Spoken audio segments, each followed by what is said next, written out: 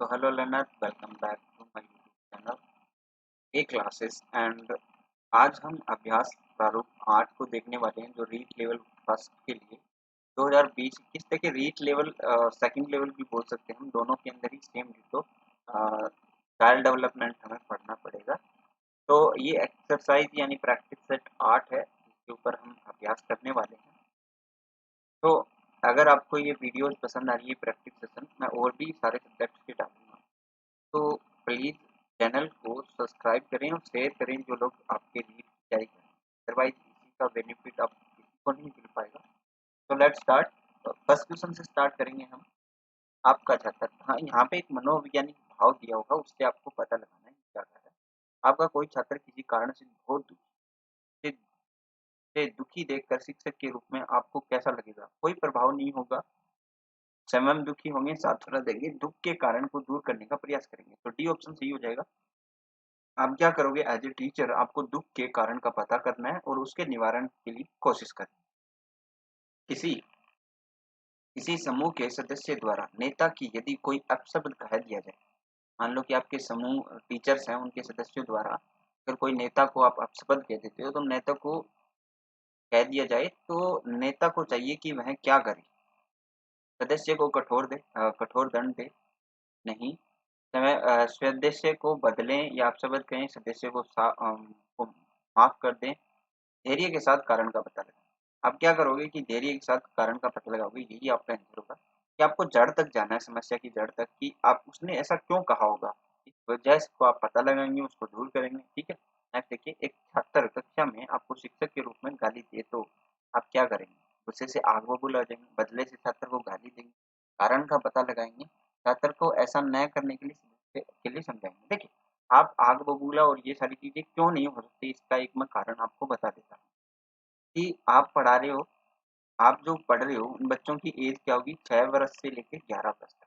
अब 11 वर्ष का जो बालक होता है वो अपने स्वयं पे कंट्रोल नहीं कर सकता, जिसकी जैसी रुचि है वो सीखता है, उसी तरह का बिहेव करता है ना। कुछ बच्चे ज़्यादा शरारत करते हैं, इसका मतलब ये नहीं कि वो भविष्य में भी शरारत करें। तो आपको जो सीडीपी यानी चाइल्ड डेवलपमेंट के बारे में जो पढ़ना पड़ता है वो 6 से 11 वर्ष के बच्चों के लिए। तो आप इसके ऐसा नहीं है आपके इक्वल हो जाना है, बच्चे हैं तो बच्चों को समझाना है। ठीक है। तो आप क्या करोगे? कारण का पता लगाओगे कि इसने ऐसा क्यों बोला। अभद्र व्यवहार करेगा उसका भी हमें पता लगाना है कि ये अभद्र व्यवहार कर क्यों रहा है। हम तो नहीं सिखा रहे स्कूल में, तो फिर कहाँ से सीखे? समूह का कोई सदस्य अपराध करने के बाद सच्चे दिल से क्षमा याचना करता है तो आप एक नेता के रूप में क्या करेंगे? यहाँ पे नेता का मतलब क्या है? नेता का मतलब है कि आप मान लो कि एक स्कूल में पढ़ा रहे हो और उन स्कूल में पढ़ाने के भी समूह होते हैं, तो उसमें आप नेता हो। समूह पढ़ा रहा है उसमें आप नेता हो, ऐसा नहीं है कि पॉलिटिकल लीडर हो आप किसी पार्टी के, वो नहीं। क्षमा करेंगे कर देंगे, क्षमा नहीं करेंगे देखा जाएगा, क्षमा करने के साथ पश्चाताप के लिए समझाएंगे। तो आप क्या करोगे? क्षमा करने के साथ आप क्षमा भी करोगे उसे और पश्चाताप के लिए समझाओगे। ठीक है। नेक्स्ट देखो क्या कहता है। आप किसी आप किसी समूह के नेता, आपके समूह में एक सदस्य अन्य जाति एवं धर्म का है, उसके प्रति एक नेता के रूप में आप कैसा व्यवहार करोगे? अलग मान लो आपकी जाति का नहीं है, दूसरी जाति का, तो आप कैसे व्यवहार करोगे? उदासीनतापूर्ण, उदासीनता किसे बोलते हैं? जिसमें ना तो नेगेटिव हो ना पॉजिटिव हो, यानी ना तो आप गुस्सा हो ना ही आप खुश हो। ठीक है, तो वो होता है उदासीन। घृणायुक्त यानी नफरत करना, सामान्य यानी नॉर्मल। निष्पक्ष का मतलब क्या होता है? निष्पक्ष करेंगे हम निष्पक्ष, जैसे हमारे संविधान की प्रस्तावना में भी लिखा हुआ है जो है निष्पक्ष लिखा हुआ है, क्योंकि निष्पक्ष का मतलब क्या है? सॉरी, पंथ निरपेक्ष लिखा हुआ है, पंथ निरपेक्ष यानी इसका मतलब है कि कोई भी पंथ से हम शामिल नहीं करेंगे, कोई भी देश का राज धर्म नहीं होगा।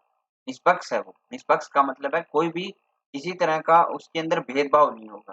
ठीक है। आप अपने विद्यालय की फुटबॉल टीम का कप्तान किसे बनाना चाहोगे? प्रधानाध्यापक के पुत्र को नहीं, जो सभी अन्य खिलाड़ियों में प्रिय होगा। देखो, इस चीज में क्या होगा कि आपको जो उम्र में सबसे बड़ा हो, जो अच्छा खेलता हो, आपको देखिए जो अच्छा खेलता है ना वो कभी ये नहीं है कि वो कप्तान बनता है। देखिए मैं सारे ऑप्शन को बता देता हूँ, एक बार थोड़ा सा टाइम लगेगा आपको। कि अच्छा खेलने का मतलब ये नहीं है कि वो अच्छा खेलता है उसका व्यवहार गुस्से भरा हो, तो फिर वो क्या है? कप्तान नहीं बन सकता। कप्तान ऐसा व्यक्ति बन सकता है या ऐसा छात्र बनेगा जो प्रिय हो, मतलब जिसकी बात सभी सुनते हो, ठीक है। यानी जो जिसके साथ इको फ्रेंडली हो, मतलब उसके कोई बात काटता ना हो, ऐसा एक लोकप्रिय होना चाहिए उनके बीच, तो उनको नेता बना सकते हैं या कप्तान बना सकते हैं। कक्षा में नेता के रूप में आपको व्यवहार यदि पक्षतापूर्ण हो तो आप क्या करोगे? पक्षतापूर्ण का मतलब है कि आप किसी का फेवर ले रहे हो, तो पक्षतापूर्ण होगा तो आप पे क्या करेंगे, जो छात्र हैं वो आप पे विश्वास नहीं करेंगे। जैसे मान लो कि आप एक प्रिंसिपल का छात्र है और एक दूसरा नॉर्मल छात्र है, उस वो ज़्यादा होशियार है फिर भी उसके नंबर कम दे रहे हो आप, तो इसका मतलब ये है कि आप पे बच्चे ध्यान नहीं करेंगे, आपको यही बोलेंगे कि ये तो क्या है, प्रिंसिपल के लड़के को ही नंबर दे, ठीक है? तो इस तरह भेदभाव में आप क्या है, छात्रों के अंदर जो आपके प्रति भावना होगी वो बदल जाएगी, है ना? वो आपकी बदल जाएगी।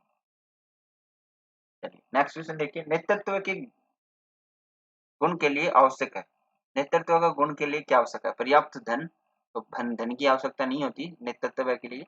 सामाजिक परिपक्वता, सामाजिक परिपक्वता, उच्च बौद्धिक समझ, योग्यता, सुंदरता। इसमें से बहुत देखिए सारे ऑप्शन एक जैसे लग रहे हैं, लेकिन उसके अंदर क्या होना चाहिए? सामाजिक परिपक्वता होनी चाहिए, यानी वो सामाजिक जीवन के अंदर परिपक्व होना चाहिए, ठीक है। क्वेश्चन 9, नेता को यह बात ध्यान में रखनी चाहिए कि समूह के सदस्यों में व्यक्तिगत विभिन्नताएं पाई जाती है, क्या आप इससे सहमत हैं? कि मतलब उनके अंदर जो समूह होगा उसके अंदर अलग अलग व्यक्तिगत विभिन्नता पाई जाएगी, कोई अलग धर्म का होगा, कोई काला होगा, कोई गोरा होगा, अलग अलग चीजें होंगी, तो क्या आप इससे सहमत हो? तो आप क्या होगे, पूर्ण सहमत होगे, क्योंकि इसमें विभिन्नताएं पाई जाती है। प्रधानाध्यापक के रूप में आपको अपने अध्यापकों के घर जाना चाहिए। कब जाना चाहिए आपके घर? आमंत्रित करने के समारोहों में, समारोहों में, यानी आमंत्रित करने पर आपको जाना चाहिए। छात्रों में अनुशासन बनाए रखने के लिए आप क्या करोगे? छात्रों में अनुशासन बनाए रखने के लिए क्या करोगे? तो उनसे प्रश्न पूछोगे, तो ये तो अनुशासन की बात नहीं, शोर करने से रोकोगे, नियमों का पालन करोगे, ठीक है, छात्रों पर उत्तरदायित्व सौंपोगे। तो ये सबसे बेस्ट ऑप्शन है, आपको यहाँ पे बेस्ट सुनना है। यहाँ पे सारे ऑप्शन ऐसे लग रहे हैं ना, इसी वजह से गलत होता है कि छात्र को शोर करने से रोक देंगे तो अनुशासन में आ जाएंगे, छात्र से नियमों का पालन कराएंगे, ये करवाएंगे वो करवाएंगे, नहीं।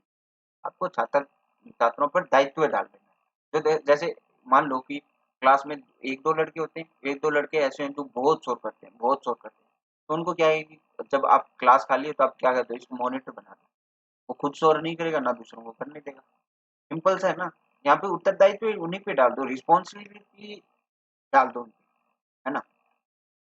नेक्स्ट देखो, अनुशासन के मामले में एक कक्षा आपको परेशान कर रही है, आपको चाहिए कि क्या करेंगे आप? आपको परेशान कर रहे हैं, मान लो बहुत बहुत शोर कर रहे हैं, ये चीज कर रहे हैं, दृढ़ता कर रहे हैं, तो आप क्या करोगे?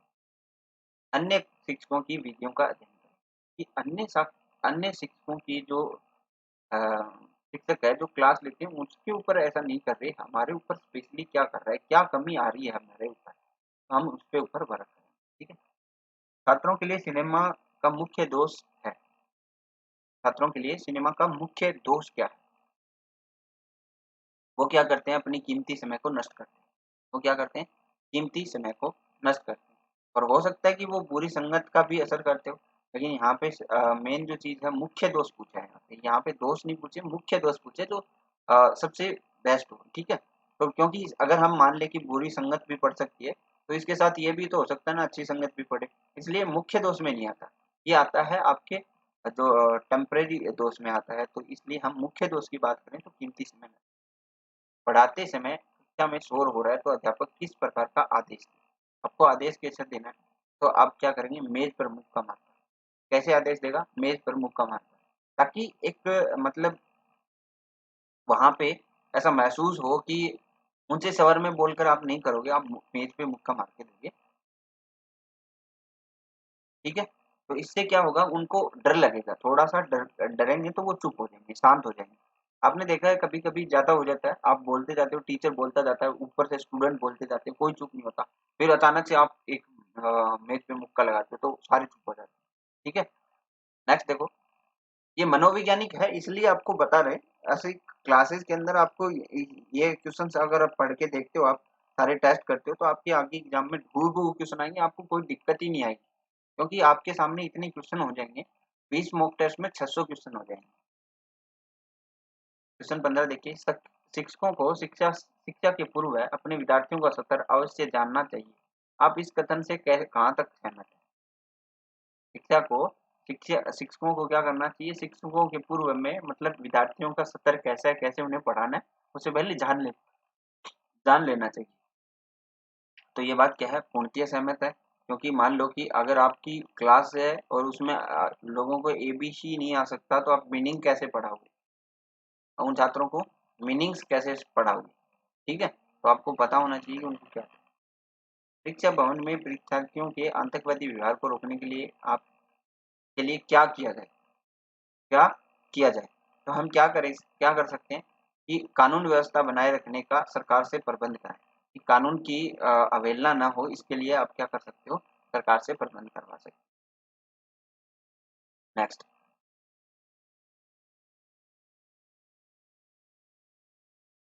नंबर 17, छोटे छोटे बच्चे क्रियाशील होते हैं। वो तो होते ही हैं, उनको बार बार मन करता है कभी मिट्टी में कभी कभी ये करें, कभी वो करें। आप क्या करोगे? उनकी क्रियाशीलता के लिए आप क्या कर सकते हो? तो आप क्या करोगे? उनकी क्रियाशीलता को नहीं रोकोगे, उनकी क्रियाशीलता की सहायता से उन्हें कुछ उपयोगी शिक्षा देंगे।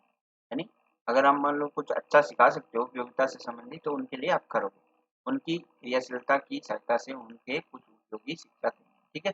नेक्स्ट, क्वेश्चन 18, छोटे छोटे बच्चों को गणित पढ़ाने की खेल विधि के अंतर्गत आप आप क्या सिखाना चाहोगे? उसे क्या सिखाना चाहोगे आप? वस्तुओं की गिनना, वस्तुओं को कई भागों में बांटना। खेल विधि के अंतर्गत आप क्या कर सिखाओगे उनको? वस्तुओं को कई भागों में अलग अलग बांटना, गणित की पहेलियों को हल करना, उपरोक्त सभी। तो आप यहाँ पे क्या सिखाओगे? सारी चीज सिखा सकते हो, उसको गिनना सिखा सकते हो, जैसे हम बच्चों को ऐसे सिखाते हैं 1 2 3 4 ऐसे सिखाते हैं। वैसे ही आप सभी लोगों को खड़ा करके कि ये बच्चा है, इसको गिनना सिखा सकते हो, वस्तुओं को भागों में बांटना सिखा सकते हो, गणितीय पहेलियों को हल करना सिखा सकते हो। तो ये सारी चीजें आप सिखा सकते हो। ठीक है। नेक्स्ट देखो, क्वेश्चन नंबर 19 है, सामूहिक खेलों से छात्र क्या करते हैं? नियमों का पालन करना सीखते हैं, सहयोग से काम करना सीखते हैं, अपने उत्तरदायित्व को निभाना सीखते हैं। क्योंकि खेल का दायित्व है ना, सामूहिक खेल खेला रहे हो, तो आपके ऊपर क्या एक टीम भावना आती है, और इससे आप क्या करते हो? एक नियमों का पालन भी करते हो और सहयोग भी करना सीखते हो, अपने उत्तरदायित्व को निभाना सीखते हो। तो इसमें क्या हो जाएगा? डी आ जाएगा, उपरोक्त। नेक्स्ट देखो, निम्नलिखित में से किस विद्वान का कहना है कि खेल बालक को जन्मजात स्वाभाविक प्रवृत्ति है? ये बात किसने कही? तो ऐसे स्टेटमेंट आपको बार बार पूछेगा, तो मैकडूगल आपको याद रखना है। यदि कोई छात्र आपके साथ अभद्र व्यवहार करता है, तो आप क्या करोगे? मान लो कि आपके साथ मिसबिहेव करता है, तो आप क्या करोगे? तो आप उसे क्षमा कर दोगे। ठीक है, क्योंकि बच्चे हैं। आपको ये चीज ध्यान रखनी है, जब भी आप क्वेश्चन को अटेम्प्ट करोगे, तो ये चीज ध्यान रखना कि आप किसके लिए कर रहे हो, है ना? बच्चों के लिए। निम्नलिखित गुणों में से आप छात्रों में कौन से गुण का विकास करना चाहेंगे? ईमानदारी, काम के प्रति लगन, श्रम के प्रति महत्व, प्रेम की भावना। तो आप ये सिखाओगे, जो गुणों का विकास करना चाहोगे, उसमें हम प्रेम की भावनाओं का विकास करेंगे कि आप उसको में एक दूसरे को प्रेम करना चाहिए। छात्रा में छात्रों में चोरी करने की आदत को कैसे दूर किया जा सकता है? छात्रों को चोरी करने की जो आदत होती है, उसको आप कैसे हैंडल करोगे? तो आप क्या करोगे? बालकों को पारितोषिक देकर आप क्या कर सकते हो? दूर कर सकते हो। उदाहरण देकर नहीं, तोड़ना, सजा देकर नहीं, आपको पारितोषिक देना है कि अगर आप चोरी नहीं करोगे तो आपको ये मिलेगा, अगर आप इतने दिन तक सब कुछ सही करोगे तो आपको ये मिलेगा। ये चीजें बच्चों में पनपती है। देखिए, बच्चों को क्या है, लालच चाहिए। जैसे अगर मान लो कोई बच्चा आपसे काम नहीं कर रहा, तो आप ये बोलोगे ना कि 1 रुपए दूंगा, वो चीज लेके ला के दो मुझे, तो वो लाएगा, है ना? तो ऐसे ही आपको स्कूल में भी इम्प्लीमेंट करना है, अपने जो प्रैक्टिकली आप जो देखते हो लाइफ के अंदर। छात्रों की विषयगत योग्यता को भलीभांति जाना जा सकता है। किसके द्वारा आप जाना सकते हो भलीभांति? तो विचार विमर्श करके आप जान सकते हो, उनसे बातचीत करके, उनको मन को टटोल के आप जान सकते हो कि कैसी छात्र सोच रहा है। छात्रों में किसका विकास आपकी दृष्टि में सबसे महत्वपूर्ण है? किसका विश्वास सबसे महत्वपूर्ण है? तो मेरे हिसाब से, या मतलब क्वेश्चन के हिसाब से आप देखोगे, तो आत्मविश्वास सबसे ज्यादा जरूरी है। कॉन्फिडेंस क्या है, सबसे ज्यादा जरूरी है बच्चे के लिए। कॉन्फिडेंस उनके अंदर आना चाहिए। अपने छात्रों में खेल के प्रति रुचि पैदा करने का कौन सा उपाय अधिक कारगर है? उनके बड़े-बड़े मैच देखना। नहीं, बच्चों बच्चों को खेल का नया सामान देना, छात्रों को बताना कि खेल उतना ही महत्वपूर्ण है जितना पढ़ना, खेल के मैदान में बच्चों के साथ खुद खेलना, ये एक इम्पोर्टेंट पार्ट है, खेल के मैदान में बच्चों के साथ खुद खेलना। इसलिए स्पोर्ट्स डे लागू कर सकते हो आप अपने स्कूल के अंदर। जब भी आप जाओगे तो आप ये कर सकते हो कि सैटरडे को क्या कर सकते हो, जल्दी हाफ पीरियड लेके आप उनको खिला सकते हो, उनके साथ बातें कर सकते हो, उनको अलग-अलग खेलों के बारे में बता सकते हो।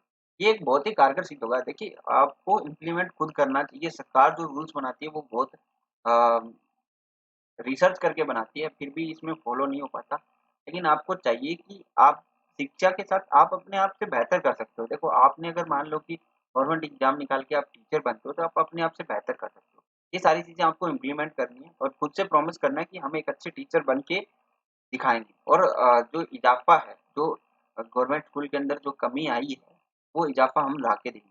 क्योंकि एक टाइम था जब 1 लाख वैकेंसी आनी चाहिए थी रीट के अंदर भी सभी टीचर्स को मिला के, लेकिन आज वो वैकेंसीज़ कितनी सिमट गई है कि वो 10% रह गई है। बिकॉज़ इससे भी ज़्यादा 3 लाख वैकेंसीज़ होनी चाहिए थी, 10% रह गई है वैकेंसीज़। क्यों? क्योंकि आप जो सरकारी टीचर चुन के गए हैं, गवर्नमेंट टीचर, आज अगर वो बखूबी काम नहीं किया इन्होंने गत वर्षों में, अभी थोड़ा सुधार हुआ है, लेकिन गत वर्षों में उन्होंने अच्छे से काम नहीं किया। तो जहाँ पे स्कूल में पहले सारे स्टूडेंट सरकारी स्कूल में जाते थे, तो मान लो कि 100 स्टूडेंट जाते थे, तो अब जो स्टूडेंट जा रहे हैं, वो यहाँ के 5 ही है, क्योंकि वहाँ पे अलग-अलग स्कूलों में वो बँट गए।